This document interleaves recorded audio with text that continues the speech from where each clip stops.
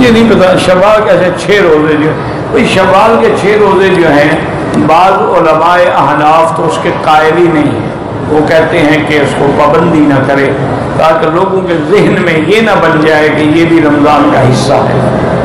تو پھر 30 یا 29 کے بجائے 36 دن کا روزہ ہو جائے گا۔ لیکن بہرحال ائمہ ثلاثہ کے نزدیک سنت ہے، لیکن یہ ضروری نہیں ہے کہ لگاتار روزے رکھے جائیں، اور جمعہ کے دن بھی روزہ نہیں رکھنا چاہیے۔ بہرحال جمعہ کا اکیلا نہ ہو، درمیان میں آ جائے تو کوئی بات نہیں۔ مثلاً آدمی نے خمیس کا رکھا ہوا تھا، جمعہ کا ہفتے کا بھی رکھے گا تو کوئی بات نہیں، لیکن بعض صورت وہ ملا کے رکھے تو مرضی ہے، ایک ایک روزہ کر کے رکھے تو مرضی ہے۔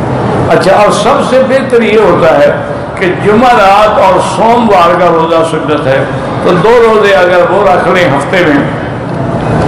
تو 2 کر کے 6 یہ بھی پورے ہو جائیں گے، سنت بھی عمل پر سنت پر بھی عمل ہو جائے گا، اور اعتراض بھی ختم ہو جائے گا، جو لوگ نہیں مانتے ان کا اعتراض بھی ختم ہو جائے گا۔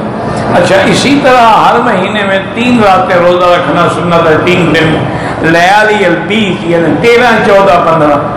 تو اس طرح کر کے 3 روزے وہ رکھنے اور جمعرات سوموار کا روزہ رکھنے، وہ 5-6 اسی طرح بن جاتے ہیں، لیکن پورے مہینے میں ایک ایک روزہ رکھیں وہ بھی جائز ہے۔ میرا بھائی گزارش یہ ہے کہ حضرت مولانا ظفر علی خان نے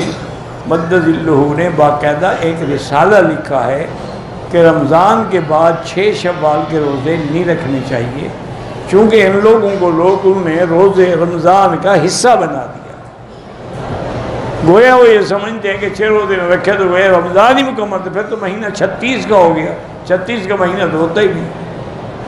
صرف انہوں نے نہیں فرمایا ہے، بہت سارے علماء اس کے وہ کہتے ہیں اگر رکھنا بھی ہو تو فاصلے سے پورے مہینے میں کبھی کبھی رکھ لو، متواتر 6 اکٹھے نہ رکھو۔